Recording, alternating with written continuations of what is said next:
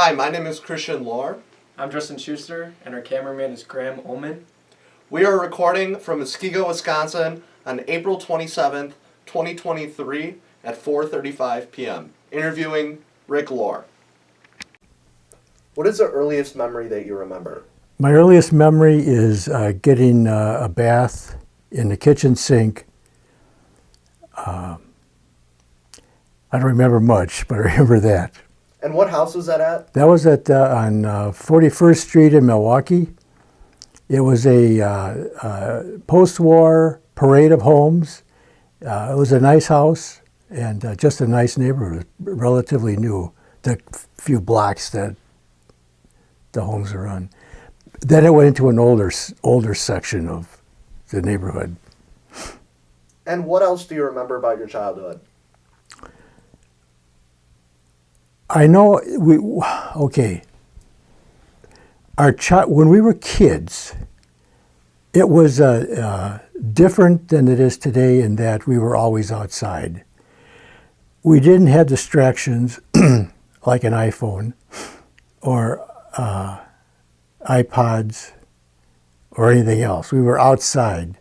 If it was in the winter, we were playing in the snow, having snowball fights, building snow forts. In the summer, we were playing baseball all day long. We were always outside. When we were inside, it was, since you had your basic 3 stations and a couple of UVH stations,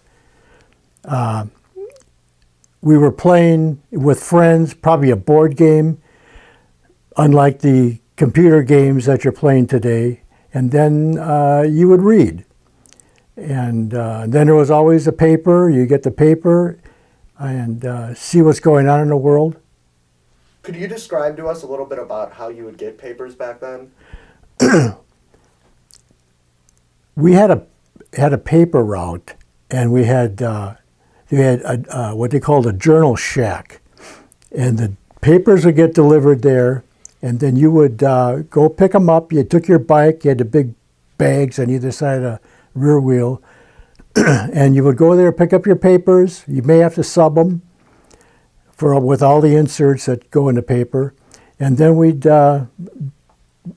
take them back to your route, and then you'd have to deliver each one, and then I believe it's on Thursdays, you'd have to collect. So you get money from you'd have a list, whether they paid by credit, or they paid for the month or 6 months or whatever, or if they paid weekly, you'd have to go and you have to collect. And then they'd pay you cash, and if they're not home, of course, you have to go back. So it took time. Then you get the money, and you'd have to sort out all the change, and then you'd have to take it to the bank and get it in big bills. And then you'd have to take it to the journal station on Saturday, and you'd have to turn that in, and they'd check you off as being paid. Some of the bills were, they were expensive. If you had 100, 120 customers, you were carrying around, you had $100 and some dollars. So that kept you busy in all weather. Just like the mail, you got to deliver it. Could you describe a little about how your family was like? I had 3 brothers, so there were 4 of us. My dad worked. He was in the graphic arts. He was a salesman, and he worked a lot. My mother was a homemaker, and so she took care of the house. She cooked, watched over us.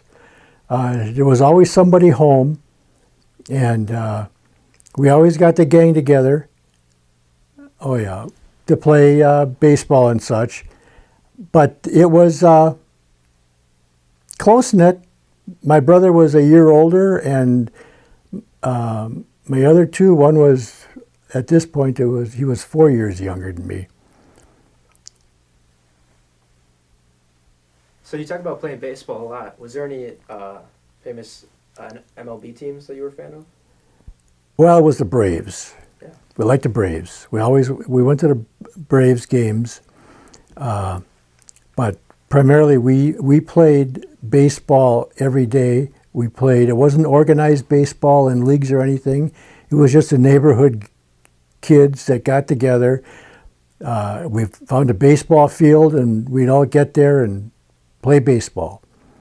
And it was a lot of baseball. Then we would also go, occasionally we would go to the park and we would go swimming. They had a pool, we had McGovern Pool, and we'd go out there and go swimming. Could you tell us the names of the people who were in your family? Yeah, my mother was Betty, my dad was Pete, and me, and my brother Bob, and then there was Jerry. Keith didn't come along. He was 10 years younger than me.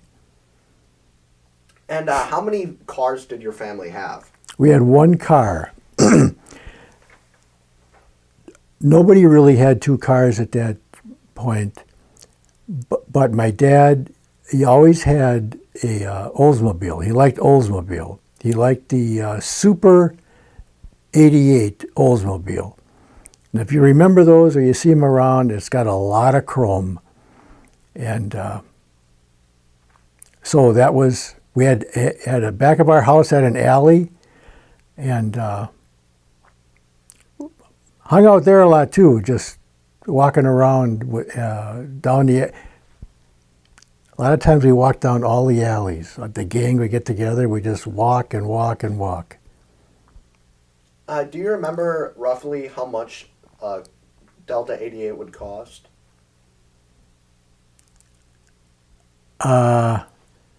I'm not sure, but I'll bet at that point probably, I don't know, 1,000, maybe less.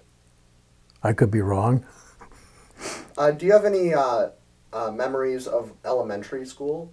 Yeah, I went to 35th Street School on Hopkins, and we walked there. There was no busing. We just walked there every day, and it was we had our usual playground, recess. We'd play ball, and then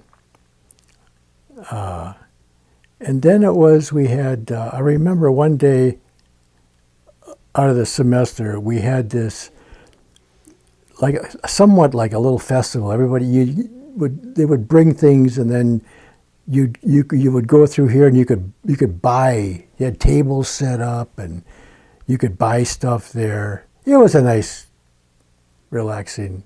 Everybody was there, all the kids. And do you remember any of the names of your friends that you had back in the day?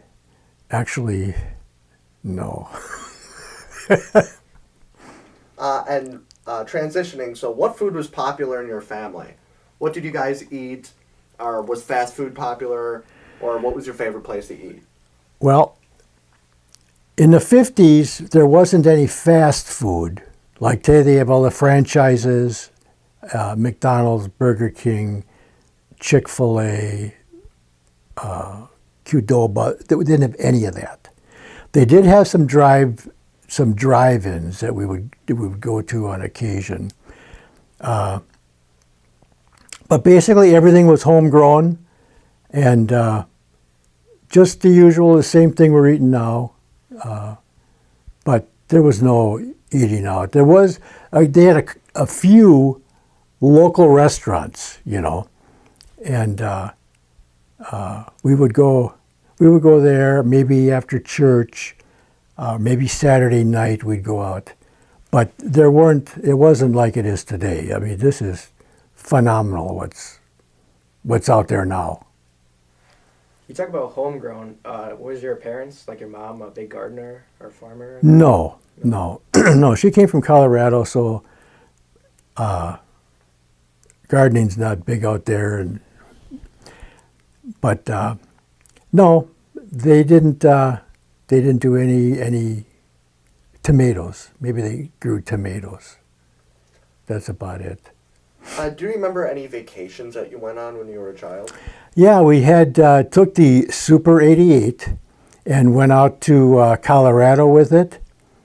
And no air conditioning, of course, and windows down, and no freeways, of course.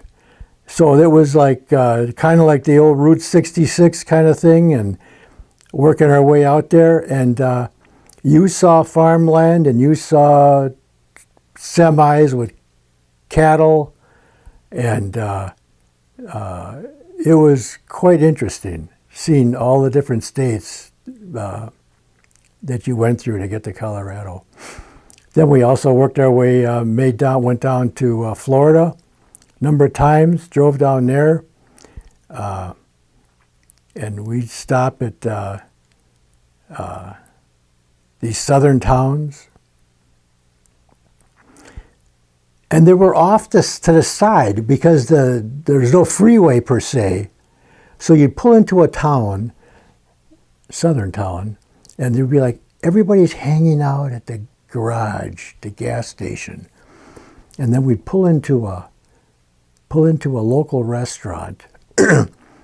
and this was like kind of deep south, okay? And it was, so we walked in, and it's like kind of like the town, the group, what kind of car is that? Like, I've never seen one before. And then, so anyway, we had our burgers and that, and then my brother, he wanted the fish that was on there. My mother kept saying, don't take the fish. It doesn't look good. Don't take the fish. Guy said, what do you want? I'll take the fish. So we ate, got back in the car, and he got sick. And he was sick for hours. So. Do you know roughly what year that was in? I would guess probably 57, 56, something like that. Yeah, I'm not sure it's as much as today, but what was the gas situation like back then? I'm sure not as expensive as today, but how many gallons would a car, the Supra, I'm pretty sure you said? Yeah, the Super 88. You mean how many gallons was it? Yeah, roughly. Oh, that I don't know. I would imagine it's probably 12 gallons. But it was considerably cheaper. We were probably talking 20-some cents a gallon. But let's not forget, we're not making the big money that people are making today, you know. At that point, you're probably making $6 an hour. So it's everything is, relative. Do you remember any of the places that you stayed when you were on vacation? We stayed in Florida. It was two places. There was the flagship, which isn't there any longer, and also the Sea Rocket. And in Colorado, we stayed at my mother's brother's house. And it was nice. We saw the Garden of the Gods. We rode horses and went up Pikes Peak, and we had a good time. I liked Colorado. Do you remember where in Florida or where in Colorado you vacationed? It was Colorado Springs, and down in Florida we went to St. Petersburg. And when you went on vacations when you were a child, did you do those for every single spring time or winter time or any break you got? Did you always vacation? We always went on vacation, but we didn't go to Colorado every year or to Florida every year. As a rule, we went up north. So we'd go into Eagle River, Minocqua, get a cottage for the week, and sometimes we go up with another family that my parents knew and their kids. So we would do that a lot. Stay up there for a week and just had a ball. A lot of fishing and bonfires and Do you remember what your first car was? My first car that I bought was a 1970 Nova with a 3-speed on the floor,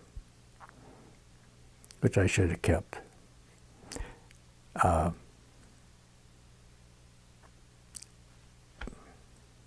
What was your favorite car back in the day when you were a teenager? My favorite car, I sold the Nova, and I bought a Corvette. Well, actually, that's later. As a teenager, early teenager, the car I had was my dad bought a 66 Mustang, 6-cylinder, 3-speed on the floor. And so that's what I used on the weekends. And we had 2 cars then. We had moved over to Sherman Boulevard, Sherman and Locust. Did any of your neighbors have any cool cars? Actually, no, going back to the 50s, they didn't, we had some young, I mean, kind of younger than my dad, and they had these old Mercurys and such that they would kind of drop the back end, raise the front end, and put mud flaps on it and spotlights on the car, and they looked pretty good. I mean, they looked pretty good. They were nice cars.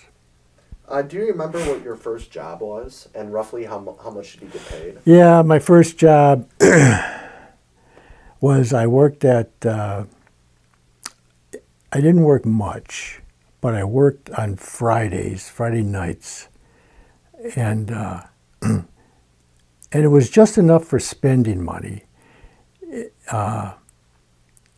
It was at this graphic arts company, MCP, and I was making at that time, I think maybe $1 an hour. We have to remember that the journeymen at that time, it was a 5-year apprenticeship. At that point, they were making $6 an hour. And what roughly would you do there? What was your job title? Well, I think at that point I was just basically cleanup, you know. That's pretty much it. Do you remember around how old you were? I was 16 And when was I there a could reason drive down there. Oh, sorry. Yeah, my dad worked there, and so I got in. So I know you referenced moving during your childhood. Were those the only 2 times you moved during your childhood? Yes. And then the second time you moved, would that have been around the same time you went to high school? No, I was going to go to Edison Junior High School. We were all set to go, and then they moved, and so I went from far north side over to Locust and Center Street in Burleigh, and they bought an older house, a bigger, older house, and yeah, so we went there. It was a different school. Before I would have gone to Custer High School, which is now, what's his name? Oh yeah, Obama. And the new school was Washington High School. Could you describe what your life in high school was like? It was quiet, organized. One of the things that was different than today is that, I don't know about you guys, but you couldn't wear blue jeans to school. You couldn't wear flannel shirts. You had to wear kind of a dress pants. Not so much like a dress, like a suit pants, but there's a in between, a little heavier, but it wasn't a blue jean. They didn't allow that. And what do you remember about the Cold War? Well, the Cold War was when nobody talked. We didn't talk to the Russians, and there was Eastern Europe and Western Europe, and but we know it was a trying period because everyone was worried about nuclear weapons and this and that. But finally, it thawed out. Did you go through any nuclear missile drills while you were in school? Yes, yes. In could have been grade school. We were doing drills, hiding under your desk, and they went through this whole thing.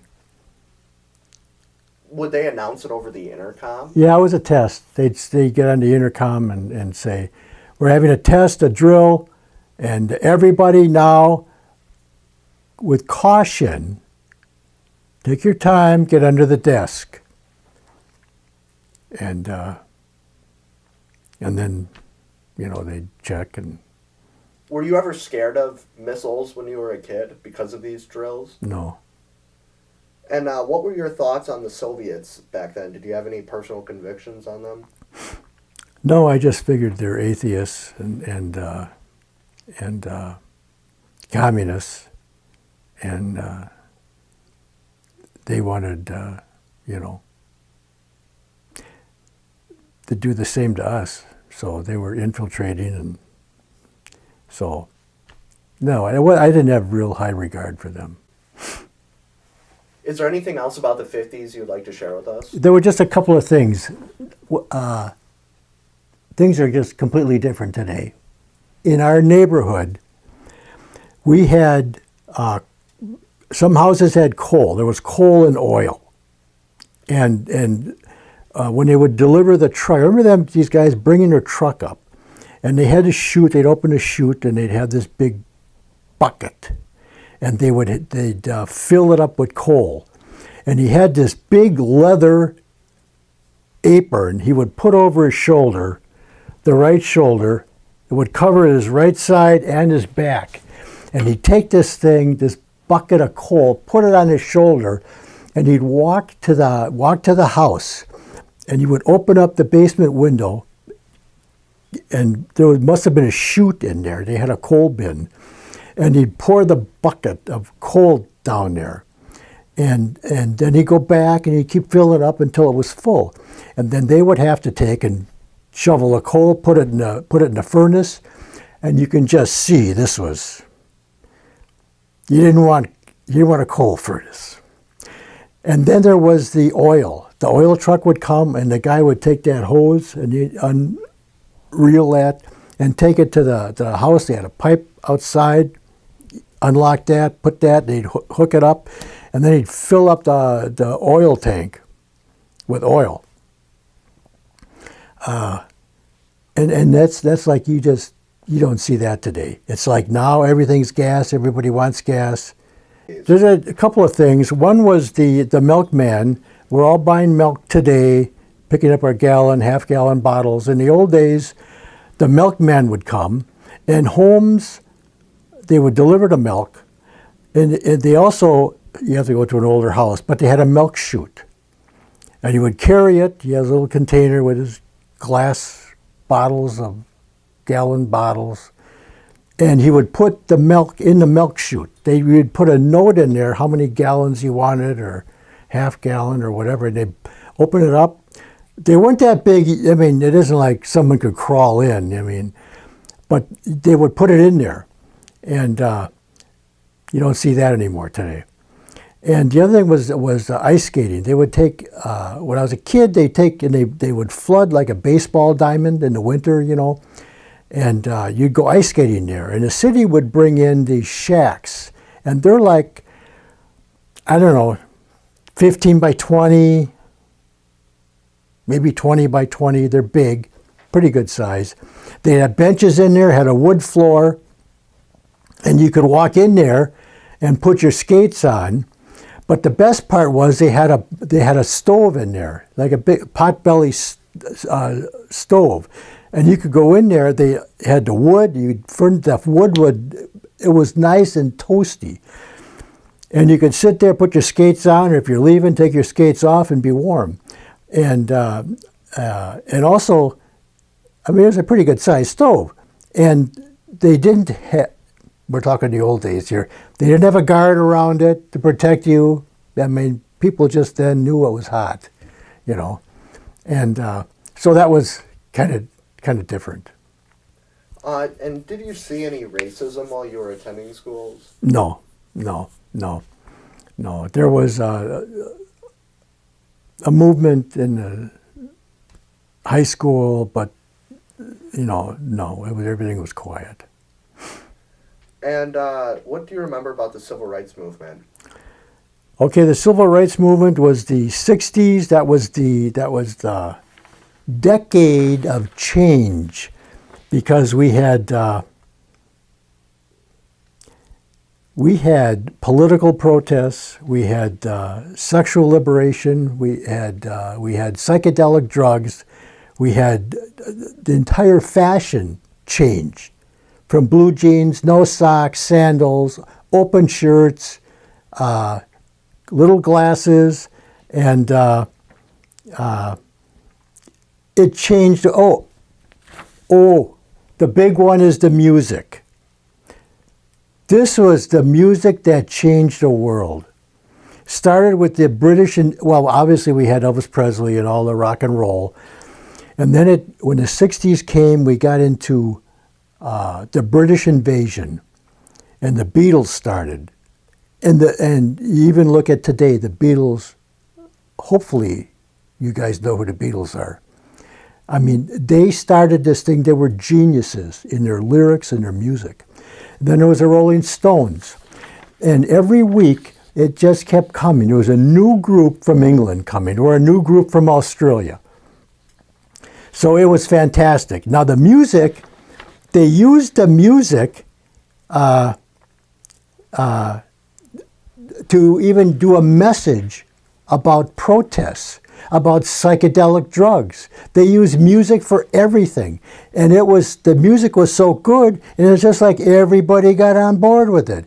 Everybody's lighting up, taking LSD and acid and everything else. It was, you can't believe the drug scene. And then there's the protests, the political protests. There was a Vietnam War, and it was, everybody was, they were against the war. So there were protests everywhere, all the colleges, everywhere. They were in the news every night. Did you go to any live action music performances? No. When this started, the British invasion started like 64, I believe, 65.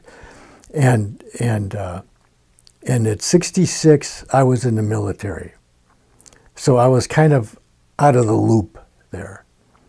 But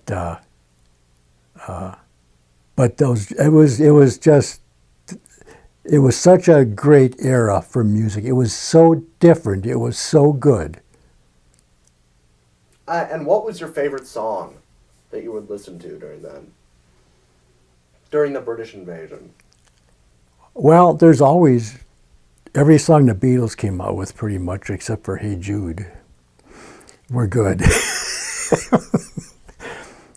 And the Rolling Stones, "Get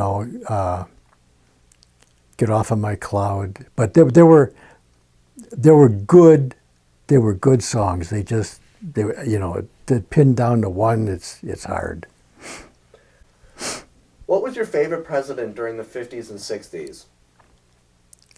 I would guess JFK. Everybody liked JFK. Do you remember anything about JFK that stood out to you? Well, he's the youngest president, but his assassination. Could you ask? Do you remember where you were, what you were doing, how did you react, or? Yeah, I was in high school. It was I believe 1963. And I was in high school, and they made an announcement that he was assassinated, and so everything was pretty solemn, pretty quiet, you know, and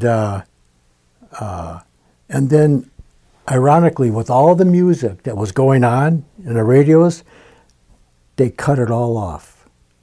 All they played was I mean, for a week, all they played was slow orchestra music on all the rock stations and this and that. That's all they played for a week. And segueing back to movies, I know we talked briefly about music. Which one was your favorite movie growing up? It was, this was a novel music. I'm quite sure it was called How the West Was Won. And it was a very wide screen. I think they had 2 or 3 projectors projecting this. And they were all, you could see one was doing this and the other one would pick it up and they would all be aligned. I mean, it was actually quite amazing. Could you describe your experience at boot camp? Yes. It was, first you have to understand, in my childhood, I didn't know it at the time, I was very, very sheltered.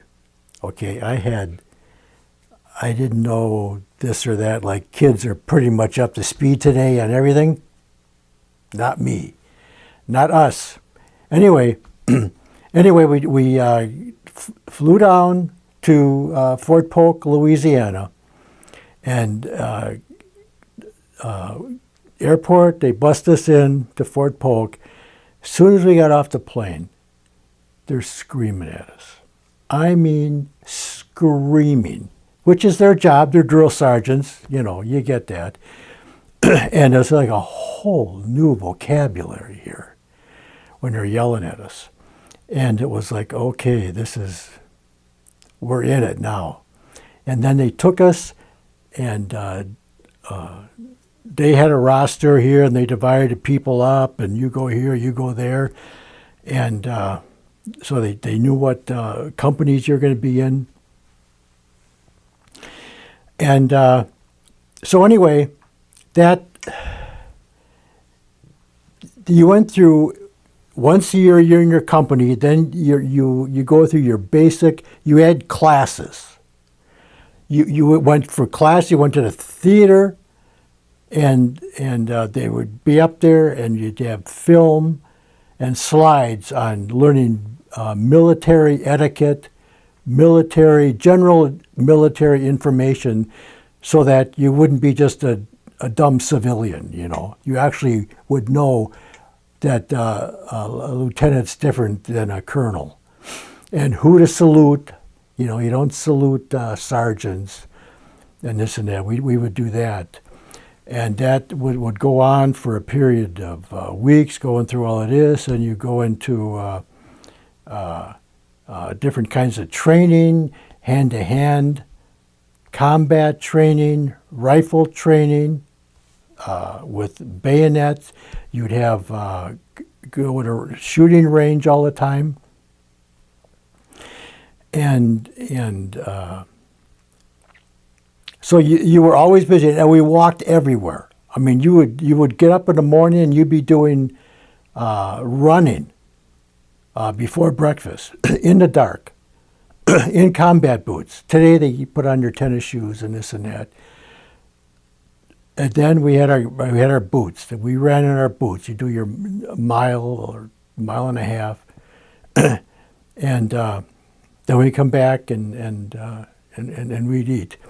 And we would also go into, they had these, you ever hear pugil sticks? And it's like a big Q-tip. It's a stick about this long, and it's got padded on each end. And this was to teach you how to thrust with your rifle and bayonets and this and that. Anyway, you get out there with another guy, and you get out there and you hit him, you know. and he hits you, and you could be out there 5 minutes. You know, it was, you can't believe how much energy you use and how tired you can get with all this upper body carrying this thing, which is relatively heavy. So we had that. So this went on. Oh, and then there was the just little things learning like KP, and everybody had to pull KP, and you were a dishwasher, or you would wash the pans, or you were dining room orderly. And when lieutenant would come in, you'd have to yell attention for the whole dining room. Everybody stops. You talked about KP. What is KP? It's kitchen patrol. So so you have to pull your stint. It's like everybody takes turns. You're up. And so I was, this is like an early, just started, and I was the dining room orderly, and lieutenant came in, and he has his own special table, and he starts screaming, "Where's his food?" And so I walked over there, and then he started screaming at me because I'm walking, and then I said, "Okay, I'll get it," and I was walking over to where it was like a buffet. You just put this on and take your tray, and they fill it with food, and he's screaming at me. These guys, you have to understand, they really enjoy this. But for a young kid, it's like, wow. And so, but you get used to it. You get used to being yelled at. So it's all these different experiences. Hand to hand, there was choking. You had takedowns, and so you come up behind a guy, you take him down, and they tell you to put him out. You weren't supposed to put him out, but sometimes you get somebody who just wants to put your lights out, and so the guy did this, and he put me under, and they get you up, and you have to walk around, and then to get your senses back, and then it's like, okay, it's my turn, and then you put him out, and I don't like that, but if that's what they want to do, okay, we can do that. So we pretty much, normal guys, they're okay with it, but you always get the few that have to go all the way for some reason. But anyway, so he went under too. So other than the time you said your lights went out, were there any other injuries that you obtained? No. It was the full gamut. We did guard duty, and we'd be outside on bivouac, and you had your area, and you'd be pulling guard duty, and you get 1 o'clock or 3 o'clock, 4 o'clock, whatever. But then you have to go, and when you're done, you have to wake the guy up who's gonna take over. Sometimes he doesn't want to get up, and then you got to find a guy. You're not sure where the guy is, so it was a process, and then there was bivouac, where we were in a field for a week or two, and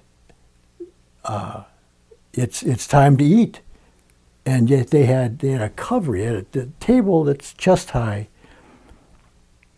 That's where we ate. To pick up the food, it was a little lower, 4 feet or so. You walk down there, and they would fill your trays. Everybody had a tray, and you'd fill it up, And on this particular day, it was raining like a monsoon. And all the food is covered.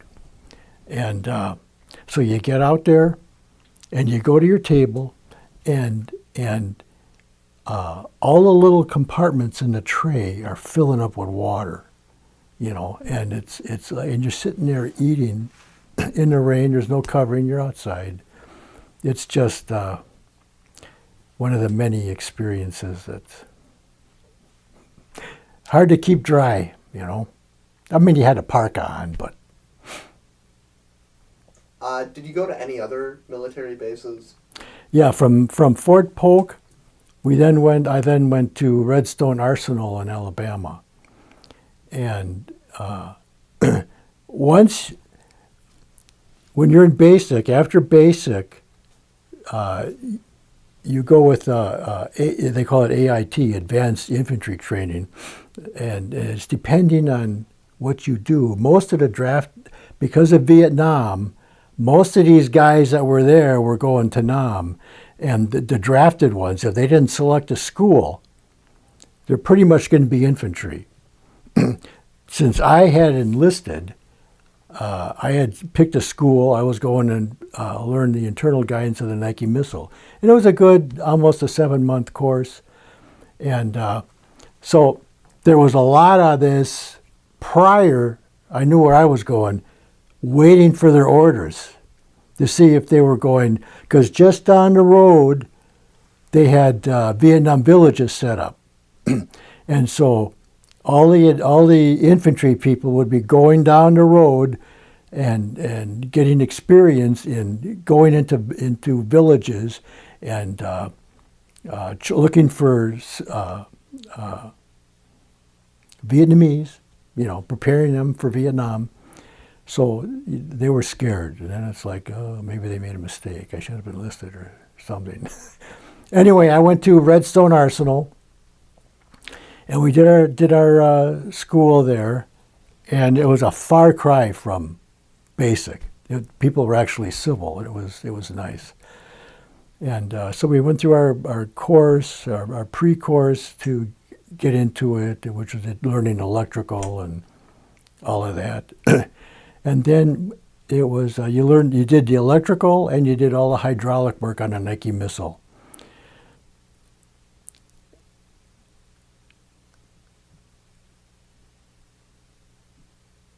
Do you have any photos you would like to share?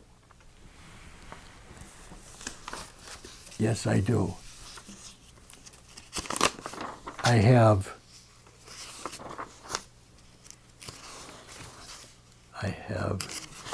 should have had these raised. This is a picture of the Pugil 6 we were talking about. You have to wear a helmet and a chest protector and everything else because it protects your face. You can get hurt. This is the Nike missile. That's what I was going to be fixing. And what was your coursework for something like that? Like, were you learning about shooting them or solely how they worked? I was doing the internal guidance on this, so if it broke, I was supposed to go to the site and fix it, whatever problem they had. And they had other MOSs that would work the radars and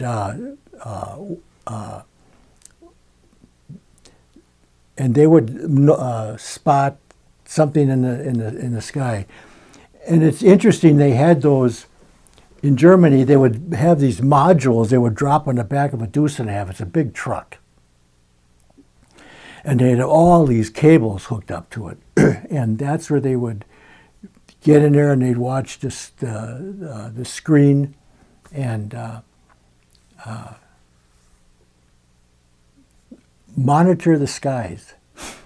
And so anyway, I did that, went to school, and that was like 27 weeks.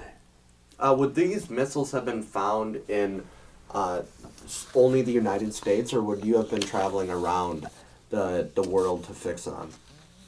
Well,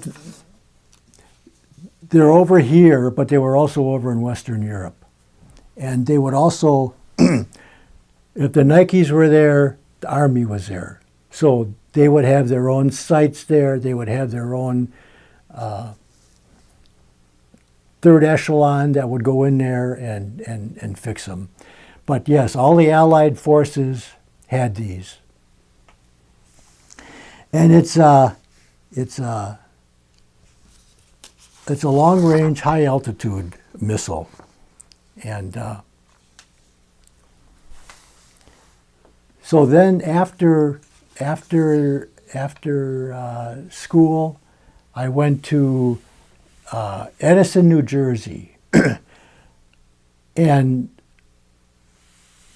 right after school, I had a break. I went home. And then they said, okay, be there at a certain time, you know, a certain day. So I got my flight, and so I had to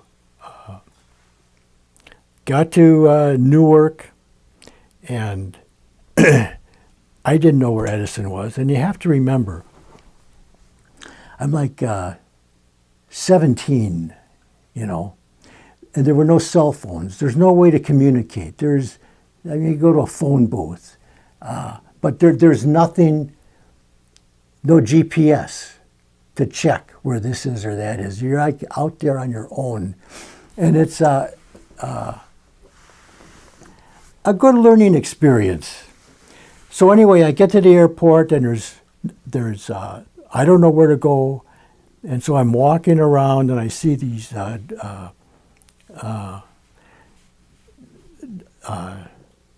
cars that you can hire to take you here and there.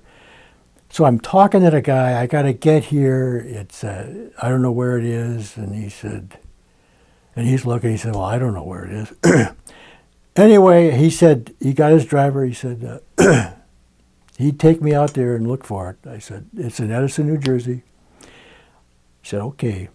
So we were driving around for the longest time. And of course, it's torrential rain. And he's stopping here and there, and nobody knows. And finally, somebody said, you think it's Camp Kelmer? And it's the old Camp Kelmer from World War II, where everybody used to embarkment to Europe during World War II. Anyway, so we tried that, and at the very end, there was a big shop,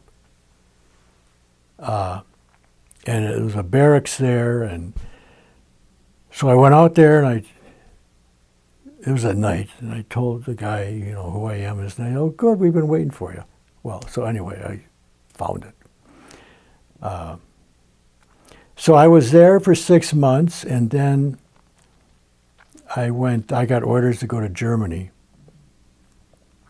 Germany, flew into there,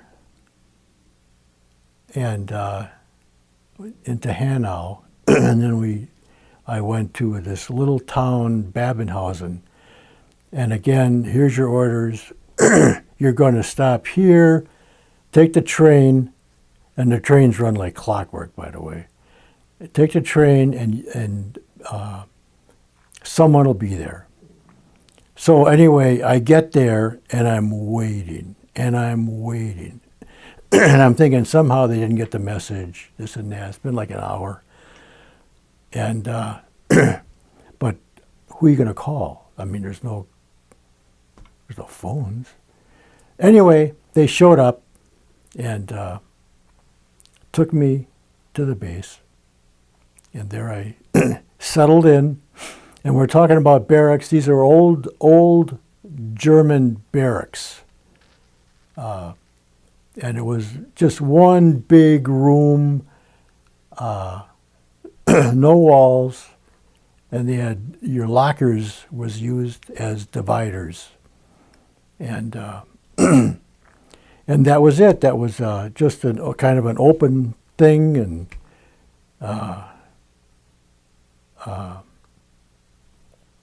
so anyway, we had that. And then it was in a compound. There was our area with the, oh, by the way, they also sent me to went to school for the Nike. They sent me to a Hawk missile site. So I don't know what they were going to have me do, but anyway, I'm there. And then this is in a compound. They had artillery there. They had the tanks and all these guys. And they would go out into the field with their armored division. So it was there were more than just the missile guys there. So we would walk to our base, which was, I don't know, half a mile away, right across the field. We'd get there. And then we'd do our stuff. Every morning it was motor pool. You have to check your trucks, and requires opening the hood, checking the oil, making sure everything's good. And anyway, on this one day, one of the trucks didn't start. It wasn't the one I was working on, but the truck didn't start. So this truck happened to have the back of the truck was filled with explosives, and this was grenades and I think they called them LAWs, land and air weapons, and maybe mines, I don't know, bullets. Anyway, they were jumping it, and the cable fell off and hit the gas tank, and it started a fire. So, and pretty soon the canvas is all on fire. And we're in an area that, there's no really fire hydrants. This is a field we're in, Anyway, the whole thing's on fire. And it's like, everybody get behind a mound. They have these high radar mounds. And all of a sudden, the whole thing blew up. And it was going for quite a while. So anyway, the truck is pretty much shot. And I don't know if you can see this or not, but it's in bad shape. So then the brass came out. There was a big investigation. How could this happen? And it ended up after that, they put all the explosives on trailers instead of trucks. So. What would you do in your off time when you would leave base?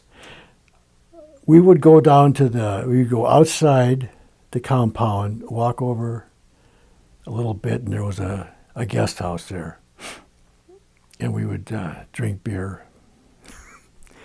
And there was, music and stuff like that, it was kind of nice. Did you do any vacationing when you were in the Army? I did. I went to Italy. We happened to have a guy from Brooklyn. And I went down to Italy with him to see his relation. I went down into Sicily. We stopped off in Venice, Rome, and then worked our way down into Sicily. And it was quite nice. It was different. When you get into Sicily, in those years, it was like the early 1900s. But they had you walk down the street and they had these big gates and walls up, and then you open up those gates, and it was like a regular nice Italian compound in there, and their house was there, and it was very, very pleasant. And then I went took another trip to England. We had one of the guys he was English, and he was in a merchant marine, ended up in San Francisco, married a gal, he applied for citizenship, and they drafted him. So I went to London with him and stayed with his family. So that was very nice. And we, of course, went to the pubs and this and that. It was quite nice. And what were your brothers doing during this time? My one oldest brother, he's a year older. He was in a Hawk missile, and he got sent to Vietnam. I was on a Hawk site, and so he did that for I don't know how many months, and then they said we're closed. We're moving the Hawk site. You have the option to either go back to the States or finish out your tour. He said he wants to finish it, so they put him in infantry, and so he was going out on patrols and everything else, but everything turned out good. He didn't get hurt. Were you in consistent contact with him during your times? No, I never talked to him at all. It's, I don't know. And when you were in Germany, I know you briefly talked about visiting your hometown. Could you describe that a little bit? Yeah, I went to my family. My grandparents came from, my grandmother came from Germany, my grandfather came from Switzerland, and they lived up in the Black Forest in right around Freudenstadt. And they were outside of there in a little town called Schwenningen. And so I took a train and went there and got up there, and it was just great. They had just a quaint town, and they had the window on Main Street. The windows, those little pane glasses with frames in there. I mean, and then it was snowing, and it was just picture perfect. The cobblestone streets. I mean, it was just so nice.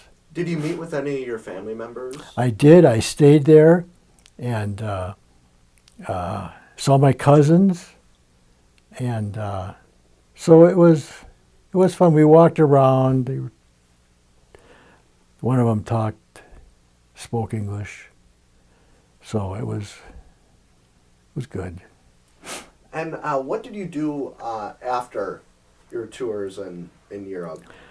I came back and I went to college. I went to Rochester Institute of Technology in Rochester, New York, and it's pretty much almost like a science college. They're big in physics and chemistry and math, and then they were real big into graphic arts. So I was going for the graphic arts, and so I did a year there. At that point, I don't know, 23, 24, and it's like, I don't have anything. I don't own anything. I don't even have a girlfriend. I'm just not home, you know. So anyway, I came home and got on track. Where did you and your wife meet? When my brother got back from Nam, he started going out with this girl. He got back before me, and then I went to school, and he was still there. So he had this girl, and he knew I was coming back, and so he set up a blind date, got his girlfriend to set up a blind date. So the blind date was my wife, Carolyn, and I think I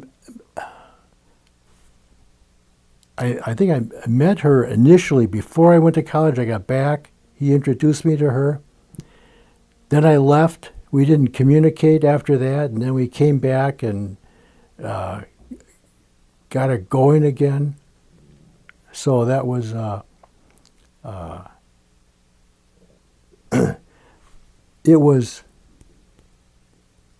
I was born in 48.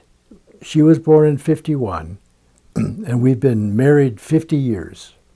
In 1972, we got married, and going strong since. So How long did you date before marrying? it was maybe a year and a half, something like that, maybe 2 years, but I think it was a lot more like a year and a half. Yeah, it was. It was. It was just, you just know when it's a good fit.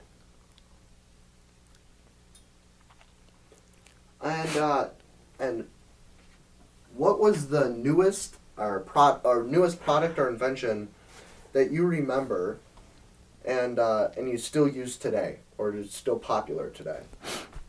I'll tell you, it was big in the 50s, well, maybe early 60s. I don't know exactly when. It was a transistor radio. It was very popular then. You could put it on your bikes and this and that. And anyway, my wife still uses, she has one today that she can take with her. It doesn't have to use her phone. It's got batteries. And so that is the one thing. And how has this product changed over time?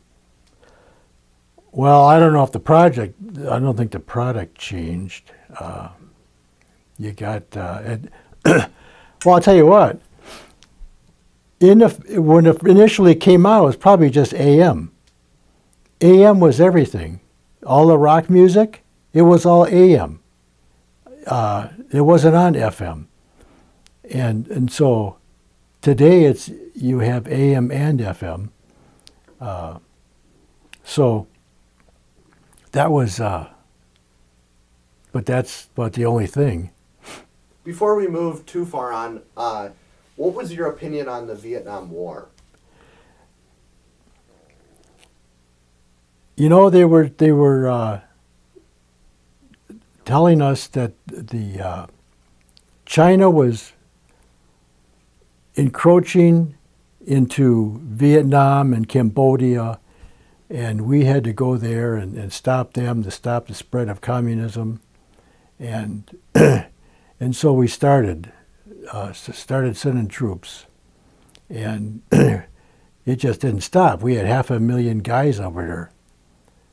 So, I mean, I'm not negative about it, but if it was the best move, I don't know. I mean, I think it's, you see China today, they're spreading out throughout the entire world. So, it's one of those things. And did your parents encourage you to enlist, or did you? Yes. Yeah.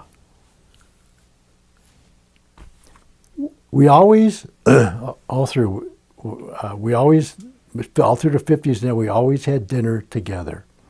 There was no TV on, there was no iPhone, there was no computer. It was just, you eat and you talk.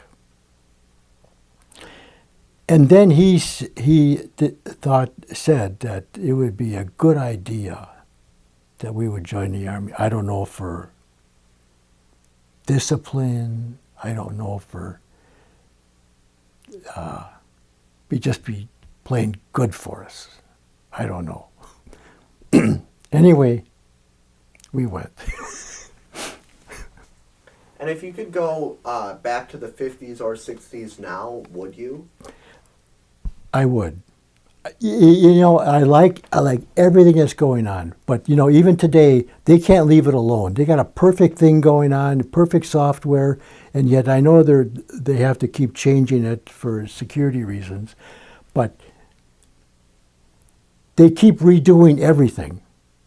But to get to the point, the 50s was nice. It was quieter. It was a slower pace. It was harder work, but it was a slower pace, and it was safer. You can let your kids out and not worry about them. So, yeah, it would just be that it's harder work, and you don't. And what advice would you give to your younger self back in the 50s or 60s? You know, and I think I would say this for everybody, even you guys growing up, you know, don't take everything so serious. You got to roll with the punches. I see what's going on today, and I see so many kids in a state of depression that can't handle basic things. They need a safe space and this and that. You got to get out there. Don't be so serious about everything. And you guys, you know, you guys are all college material. Don't worry about it. You'll get your degrees. You're going to be fine. You just have to apply yourself. And when you go in with a positive attitude, you guys are going to be great. Going back to the 50s, I wish I just could have relaxed a little more, not worry so much. It's all going to take place. Life is short. You can't be stressed out about every little thing. Just do the best you can, and it's going to be good. It's going to work out. That's what I just think it's very important. Life, it's got to be fun. You have to enjoy yourself. You guys are going to be fine. You guys are smart. But, you know, every something happens, are you going to jump another hurdle? Don't worry about it. You'll get past it. That's what life is. Life is getting through all this stuff. It's not supposed to be a breeze, but you go through it in style. Don't worry about these little things. You'll figure it out. That's the best thing I can say to anybody. You will figure it out. Don't worry so much about it. Don't get into it. Well, I'm repeating myself. If you could change one thing or do something that you didn't do back in the 50s or 60s, would you change anything at all?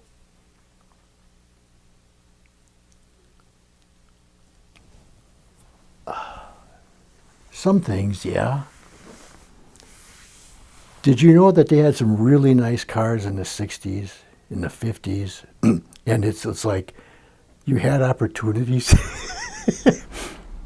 I mean, there was Mustangs were started coming in, and pretty soon, you know, you get into the Shelbys or the, and you had an opportunity, and you didn't do it. You go and buy a Corvette instead. It's like opportunities are there. Buying property, you know, you got to own something. In this age of inflation, you got to own property. So there's been a lot of missed opportunities, and you gotta think, you gotta plan ahead, even in your retirement. You just can't wait until you're 40 to start. I'm going to get serious now.